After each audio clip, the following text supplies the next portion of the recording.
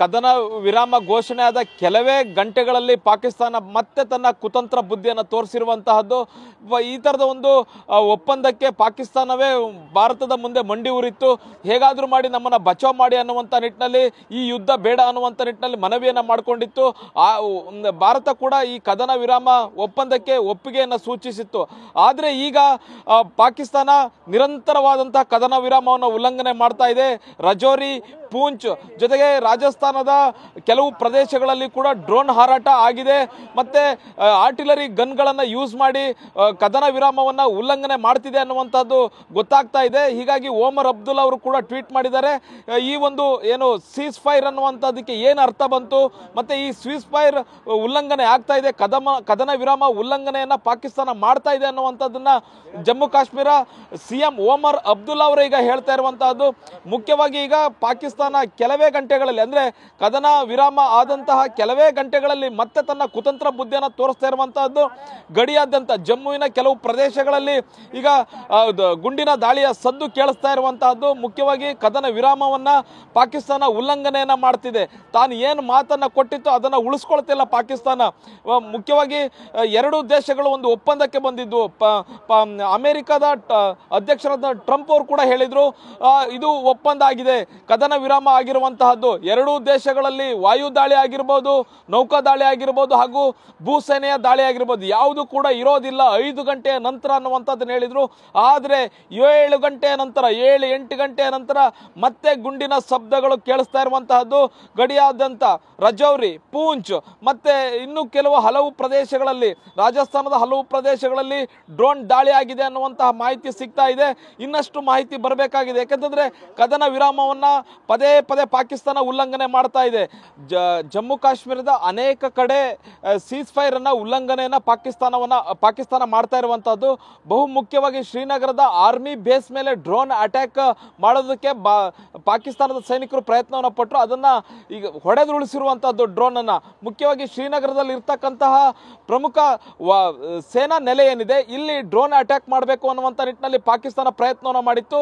ಈ drone attack ಮಾಡುವಂತಹ ಸಂದರ್ಭದಲ್ಲಿ ಭಾರತೀಯ ಸೇನೆ ಪಾಕಿಸ್ತಾನದ ಡ್ರೋನ್ ಅನ್ನ ಹೊಡೆದುರುಳಿಸಿರುವಂತಹದ್ದು.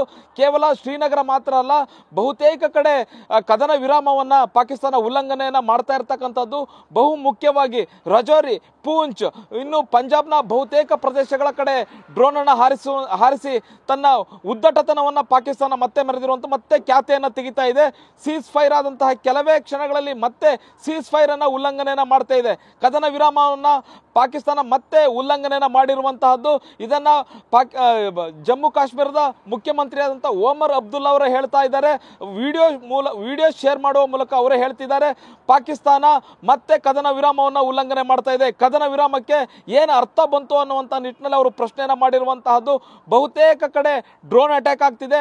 ಡ್ರೋನ್ಗಳನ್ನ ಹೊಡೆದುರುಳಿಸುವಂತ ಪ್ರಯತ್ನವನ್ನ ಭಾರತೀಯ ಸೇನೆ ಮಾಡ್ತಾ ಇದೆ. ಮತ್ತೆ BSFಗೆ ಕೂಡ ಹೇಳಿರುವಂತದ್ದು, BSF ಯೋಧರಿಗೆ ಗಡಿಯಲ್ಲಿ. ನಾನೀಗ ಜಮ್ಮು ನಗರದಲ್ಲಿದ್ದೇನೆ. ಜಮ್ಮು ನಗರದಲ್ಲೂ ಕೂಡ ಸಂಪೂರ್ಣವಾಗಿ ಬ್ಲಾಕ್ಔಟ್ ಆಗೋಗಿರುವಂತಹದ್ದು. ಇಲ್ಲಿ ಜನರು ಹೇಳ್ತಾ ಇದ್ರು, ಈ ಕದನ ವಿರಾಮ ಉಲ್ಲಂಘನೆ ಆಗಿದ್ರು ಕೂಡ ಪಾಕಿಸ್ತಾನವನ್ನ ನಂಬೋಂಗಿಲ್ಲ, ಅವರಿವತ್ತು ದಾಳಿ ಮಾಡ್ತಾರೆ ನೋಡಿ ನೀವು ಬೇಕಾದ್ರೆ ಅನ್ನುವಂಥ ನಿಟ್ಟಿನಲ್ಲಿ ಅವ್ರು ಹೇಳ್ತಾ ಇದ್ರು. ಅದೇ ರೀತಿಯಾಗಿ ಆಗಿರುವಂತಹದ್ದು. ಏನು 7 ಗಂಟೆಗೆ ಒಂದು ಸುದ್ದಿ ಬಂತು, ಕದನ ವಿರಾಮ ಉಲ್ಲಂಘನೆ ಆಗಿದೆ, ಕದನ ವಿರಾಮವನ್ನ ಘೋಷಣೆ ಮಾಡಲಾಗಿದೆ ಅನ್ನುವಂಥ ನಿಟ್ಟಿನಲ್ಲಿ ಟ್ರಂಪ್ ಅವರು ಘೋಷಣೆಯನ್ನ ಮಾಡ್ತಾರೆ. ಆ ನಂತರ ಎಲ್ಲವೂ ಕೂಡ ಸರಿ ಹೋಗುತ್ತೆ ಅನ್ನುವಂಥ ನಿಟ್ಟಿನಲ್ಲಿ ನಾವು ಚರ್ಚೆ ಮಾಡ್ತಾ ಇದ್ವು. ಆದ್ರೆ ಇಲ್ಲಿನ ಸ್ಥಳೀಯರು ಹೇಳ್ತಾ ಇದ್ರು, ಯಾವುದೇ ಕಾರಣಕ್ಕೂ ಈ ರೀತಿ ಕದನ ವಿರಾಮ ಆಗಲ್ಲ, ನೋಡ್ತಾ ಇರಿ ಇವತ್ತು ಪಾಕಿಸ್ತಾನ ಮತ್ತೆ ಅಟ್ಯಾಕ್ ಮಾಡೇ ಮಾಡುತ್ತೆ ಅನ್ನುವಂಥ ನಿಟ್ಟಿನಲ್ಲಿ ಹೇಳ್ತಾ ಇದ್ರು. ಅದೇ ರೀತಿಯಾಗಿ ಈಗ ಕದನ ವಿರಾಮ ಉಲ್ಲಂಘನೆ ಆಗಿರುವಂತಹದ್ದು. ನಾನೀಗ ಜಮ್ಮು ಪ್ರದೇಶದಲ್ಲಿದ್ದೇನೆ. ಇಲ್ಲಿನ ಪರಿಸ್ಥಿತಿ ಹೇಗಿದೆ ಅನ್ನುವಂಥದ್ದು ನೋಡ್ತಾ ಇರ್ಬೋದು. ಈ ಕಡೆ ಸಂಪೂರ್ಣವಾಗಿ ನೋಡ್ತಾ ಇರೋ, ಸಂಪೂರ್ಣವಾಗಿ ಬ್ಲಾಕ್ಔಟ್ ಆಗಿರುವಂತಹದ್ದು, ಸಂಪೂರ್ಣ ಕತ್ತಲೆ ಎಲ್ಲರೂ ಕೂಡ ಲೈಟ್ ಆಫ್ ಮಾಡ್ಕೊಂಡಿರುವಂತಹದ್ದು. ಹೌದು, ಇಲ್ಲಿ ಜನರಿಗೂ ಗೊತ್ತು ಪದೇ ಪದೇ ಇಂಥ ದಾಳಿಗಳು ಆಗ್ತವೆ ಅನ್ನುವಂಥದ್ದು ಇಲ್ಲಿನ ಜನರಿಗೂ ಗೊತ್ತು. ಹಾಗಾಗಿ ಅವರೆಲ್ಲರೂ ಕೂಡ ಮನೆಯ ಲೈಟ್ಗಳನ್ನ ಆಫ್ ಮಾಡ್ಕೊಂಡಿರುವಂತಹದ್ದು, ಸಂಪೂರ್ಣ ಕತ್ತಲೆ ಆಗಿರುವಂತಹದ್ದು. ಹಾಗಾಗಿ ಬಹು ಮುಖ್ಯವಾಗಿ ಇಲ್ಲಿ ನಾವು ನೋಡುವಂಥದ್ದು ಏನು ಅಂತಂದ್ರೆ, ಬಹುತೇಕ ಪ್ರದೇಶಗಳಲ್ಲಿ ಈ ರೀತಿಯಾದಂತಹ ಏನು ದಾಳಿಯನ್ನ ಪಾಕಿಸ್ತಾನ ಮಾಡ್ತಾ ಇದೆ, ಡ್ರೋನ್ ಅಟ್ಯಾಕ್ ಅನ್ನ ಮಾಡ್ತಾ ಇದೆ. ಗುಜರಾತ್ನಿಂದ ಹಿಡಿದು ಜಮ್ಮು ಕಾಶ್ಮೀರದವರೆಗೂ ಕೂಡ ಡ್ರೋನ್ ಅಟ್ಯಾಕ್ ಅನ್ನ ಮಾಡ್ತಾ ಇರುವಂತಹದ್ದು. ನಿರಂತರವಾಗಿ ಕದನ ವಿರಾಮವನ್ನ ಉಲ್ಲಂಘನೆಯನ್ನ ಪಾಕಿಸ್ತಾನ ಮಾಡ್ತಾ ಇದೆ. ಹೀಗಾಗಿ ಭಾರತ ಸರ್ಕಾರ ಈಗ BSF ಯೋಧರಿಗೆ ಸಂಪೂರ್ಣವಾದಂತ ಫ್ರೀ ಹ್ಯಾಂಡ್ ಕೊಟ್ಟಿದ್ದಾರೆ. ಎಲ್ಲ ಇವೆಲ್ಲ ಏನು ಡ್ರೋನ್ ಅಟ್ಯಾಕ್ ಆಗಿರಬಹುದು, ಮತ್ತೆ ಆರ್ಟಿಲರಿ ವೆಪನ್ಸ್ಗಳ ಮೂಲಕ ಪಾಕಿಸ್ತಾನ ದಾಳಿ ಮಾಡ್ತವರಾಗಿರ್ಬೋದು, ಇವೆಲ್ಲವನ್ನು ಕೂಡ ನೀವು ಹೊಡೆದುರುಳಿಸಬೇಕು ಅನ್ನುವಂಥ ಸೂಚನೆಯನ್ನು ಕೊಟ್ಟಿದ್ದಾರೆ.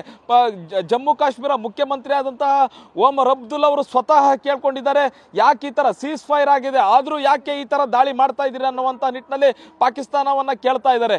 ಬಹುಮುಖ್ಯವಾಗಿ 5 ಗಂಟೆಯ ನಂತರ ಯಾವುದೇ ರೀತಿಯಾದಂತಹ ದಾಳಿ ಇರೋದಿಲ್ಲ, ಈ ಕಡೆಯಿಂದನೂ ದಾಳಿ ಇರೋದಿಲ್ಲ, ಪಾಕಿಸ್ತಾನ ಕೂಡ ದಾಳಿ ಮಾಡೋದಿಲ್ಲ ಅನ್ನುವಂಥ ನಿಟ್ಟಿನಲ್ಲಿ ಚರ್ಚೆ ಆಗ್ತಿತ್ತು.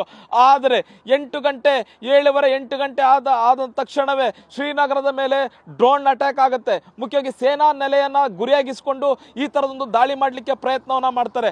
ಆದರೆ ಎಲ್ಲ ಡ್ರೋನ್ಗಳನ್ನ ನಿಷ್ಕ್ರಿಯಗೊಳಿಸಿ ಅಲ್ಲೇ ಹೊಡೆದಾಕುವಂತ ಪ್ರಯತ್ನವನ್ನ ಭಾರತೀಯ ಯೋಧರು ಮಾಡ್ತಾ ಇರ್ತಕ್ಕಂಥದ್ದು. ಬಹುಮುಖ್ಯವಾಗಿ ಬರೀ ಶ್ರೀನಗರ ಮಾತ್ರ ಅಲ್ಲ, ಕೇವಲ ಜಮ್ಮು ಮಾತ್ರ ಅಲ್ಲ, ಬಹುತೇಕ ಪ್ರದೇಶಗಳಲ್ಲಿ, ಬಹುತೇಕ LOC ಆಗಿರಬಹುದು, ಇನ್ನು ಮುಖ್ಯವಾಗಿ ಗುಜರಾತ್ನಿಂದ ಹಿಡಿದು ರಾಜಸ್ಥಾನದಿಂದ ಹಿಡಿದು ಬಹುಮುಖ್ಯವಾಗಿ ಅನೇಕ ಪ್ರದೇಶಗಳಲ್ಲಿ ಇದೇ ರೀತಿಯಂತ drone attack, missile grenade attack ಅನ್ನ ಮಾಡ್ತಾ ಇರ್ತಕ್ಕಂಥದ್ದು. ಇದಕ್ಕೆ ತಕ್ಕ ಉತ್ತರವನ್ನ ಭಾರತೀಯ ಸೇನೆ ಕೂಡ ಕೊಡ್ತಾ ಇದೆ. ಎಲ್ಲಿ ಹೋಯ್ತು ಕದನ ವಿರಾಮದ ಒಪ್ಪಂದ, ಎಲ್ಲಿ ಹೋಯ್ತು 2 ದೇಶಗಳು ಕೂತ್ಕೊಂಡು ಮಾತಾಡಬೇಕು ಅನ್ನುವಂಥದ್ದು ಒಪ್ಪಂದ ಎಲ್ಲೋಯ್ತು?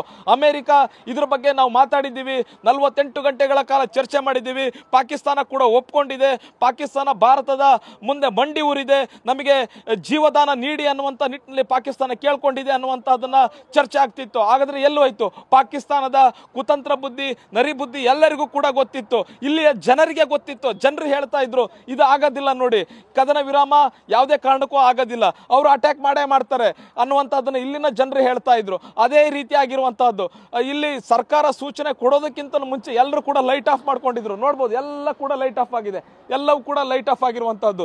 ನಮ್ಮ ಕ್ಯಾಮ್ರಾ ಲೈಟ್ ಒಂದು ಬಿಟ್ಟರೆ ಎಲ್ಲವೂ ಕೂಡ ಲೈಟ್ ಆಫ್ ಆಗಿ, ಎಲ್ಲರೂ ಕೂಡ ಬಿಲ್ಡಿಂಗ್ ಗಳಾಗಿರ್ಬೋದು, ಕಟ್ಟಡ ಎಲ್ಲವೂ ಕೂಡ ಲೈಟ್ ಆಫ್ ಮಾಡ್ಕೊಂಡಿರುವಂತಹದ್ದು. ಬಹುಮುಖ್ಯವಾಗಿ ಇಲ್ಲಿನ ಜನರಿಗೆ ಗೊತ್ತು, ಇಲ್ಲಿನ ವಾಸ್ತವ ಜನರಿಗೆ ಗೊತ್ತು. ಯಾಕಂತಂದ್ರೆ ಏನಾಗ್ತಾ ಇದೆ, ಪಾಕಿಸ್ತಾನ ಯಾವ ರೀತಿಯಾಗಿ ಕದನ ವಿರಾಮವನ್ನು ಉಲ್ಲಂಘನೆ ಮಾಡುತ್ತೆ, ಕೊಟ್ಟ ಮಾತನ್ನ ಯಾವತ್ತೂ ಅದು ಪಾಕಿಸ್ತಾನ ಉಳಿಸ್ಕೊಳ್ಳೋದಿಲ್ಲ ಅನ್ನುವಂತಹದ್ದು ಗೊತ್ತು. ಹಾಗಾಗಿ ಬಹುಮುಖ್ಯವಾಗಿ ಹೇಳ್ತಾ ಇರ್ತಕ್ಕಂಥದ್ದು ಇಲ್ಲಿನ ಜನರು, ಇದು ಪಾಕಿಸ್ತಾನ ಯಾವತ್ತೂ ಬುದ್ಧಿ ಕಲಿಯೋದಿಲ್ಲ, ಅದಕ್ಕೆ ತಕ್ಕನಾದಂತ ಉತ್ತರ ಕೊಡಬೇಕಾಗಿತ್ತು. ಈ ಬಾರಿ ಒಂದು ಚಾನ್ಸ್ ಸಿಕ್ಕಿತ್ತು, ಅದನ್ನ ಸರಿಯಾಗಿ ಬಳಸ್ಕೊಳ್ಬೇಕಾಗಿತ್ತು ಅನ್ನುವಂಥದ್ದು ಹೇಳ್ತಾ ಇದೆ.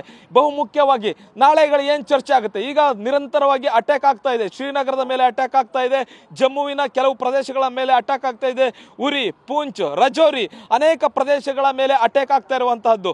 ಜೊತೆಗೆ ಇನ್ನೂ ಮುಖ್ಯವಾಗಿ ಇನ್ನು ನೋಡ್ತಾ ಇದ್ರೆ ಗುಜರಾತ್ ಮೇಲೂ ಅಟ್ಯಾಕ್ ಆಗ್ತಾ ಇದೆ, ಭುಜ್, ಕಚ್ ಈ ಪ್ರದೇಶದ ಮೇಲೂ ಅಟ್ಯಾಕ್ ಆಗ್ತಾ ಇದೆ, ಅಮೃತ್ಸರದ ಬಹುತೇಕ ಪಂಜಾಬ್ನ ಪ್ರದೇಶಗಳ ಮೇಲೂ ಡ್ರೋನ್ ಅಟ್ಯಾಕ್ ಆಗ್ತಾ ಇರುವಂತಹದ್ದು. ಯಾಕೆ ಹಿಂಗ ಆಗ್ತಾ ಇದೆ? ಕದನ ವಿರಾಮ ಘೋಷಣೆ ಆಗಿರುವಂತಹ ಸಂದರ್ಭದಲ್ಲೂ ಕೂಡ ಪಾಕಿಸ್ತಾನ ಮತ್ತೆ ತನ್ನ ನರಿ ಬುದ್ಧಿಯನ್ನ ತೋರಿಸ್ತಾ ಇರುವಂತಹದ್ದು. ಬಹುಮುಖ್ಯವಾಗಿ ಕದನ ವಿರಾಮವನ್ನು ಉಲ್ಲಂಘನೆಯನ್ನ ಮಾಡ್ತಾ ಇದೆ. ಅಂತಾರಾಷ್ಟ್ರೀಯ ವೇದಿಕೆಯಲ್ಲಿ ಪಾಕಿಸ್ತಾನ ಕೂಡ ಒಪ್ಕೊಂಡಿತ್ತು, ಪಾಕಿಸ್ತಾನ ಕೂಡ ಒಪ್ಕೊಂಡಿದೆ ಅನ್ನುವಂಥದ್ದನ್ನ ಅಮೆರಿಕ ಹೇಳಿತ್ತು. ಅಮೆರಿಕ ಅಧ್ಯಕ್ಷರಾದ ಟ್ರಂಪ್ ಅವರು ಸ್ವತಃ ಟ್ವೀಟ್ ಮಾಡಿದ್ರು, ಅಮೆರಿಕದ ಉಪಾಧ್ಯಕ್ಷ JD ವ್ಯಾನ್ಸ್ ಕೂಡ ಟ್ವೀಟ್ ಮಾಡಿದ್ದು, ವಿದೇಶಾಂಗ ಕಾರ್ಯದರ್ಶಿ ಆಗಿರ್ತಕ್ಕಂತಹ ರುಮಿಯೋ ಅವರು ಕೂಡ ಟ್ವೀಟ್ ಅನ್ನ ಮಾಡಿದ್ರು, ಎಲ್ಲವೂ ಕೂಡ ಶಾಂತವಾಗಿದೆ, ಕಂಗ್ರಾಚುಲೇಷನ್ ಅಂತ ಹೇಳಿದ್ರು. ಆದ್ರೆ ಪಾಕಿಸ್ತಾನ ಇದನ್ನು ಒಪ್ಕೊಳ್ಳಿಕ್ಕೆ ತಯಾರಿಲ್ಲ. ಯಾಕಂತಂದ್ರೆ ಪಾಕಿಸ್ತಾನ ಸರ್ಕಾರ ಮತ್ತೆ ಸೇನೆ ಎರಡಕ್ಕೂ ಕೂಡ ಹೊಂದಾಣಿಕೆ ಇಲ್ಲ ಅನ್ನುವಂಥದ್ದು ಸ್ಪಷ್ಟವಾಗಿ ಗೊತ್ತಾಗ್ತಾ ಇದೆ. ಪಾಕಿಸ್ತಾನ ಸರ್ಕಾರದ ಪ್ರತಿನಿಧಿಗಳು ಭಾರತದ ಮುಂದೆ ಮಂಡಿ ಊರ್ತಾರೆ, ಹೇಗಾದ್ರೂ ನಮಗೆ ಉಳಿಸಿ, ಈ ಕದನ ವಿರಾಮವನ್ನ ಘೋಷಣೆ ಮಾಡಿ, ನಾವು ಯಾವುದೇ ರೀತಿಯಂತ ಅಟ್ಯಾಕ್ ಮಾಡೋದಿಲ್ಲ, ನೀವು ಯಾವುದೇ ರೀತಿಯಂತ ಅಟ್ಯಾಕ್ ಮಾಡಬೇಡಿ ಅನ್ನುವಂಥದ್ದನ್ನ ಕೇಳ್ಕೊಂಡಿದ್ರು. ಆದ್ರೆ ಪಾಕಿಸ್ತಾನ ಈಗ ಕದನ ವಿರಾಮವನ್ನು ಉಲ್ಲಂಘನೆ ಮಾಡ್ತಾ ಇದೆ.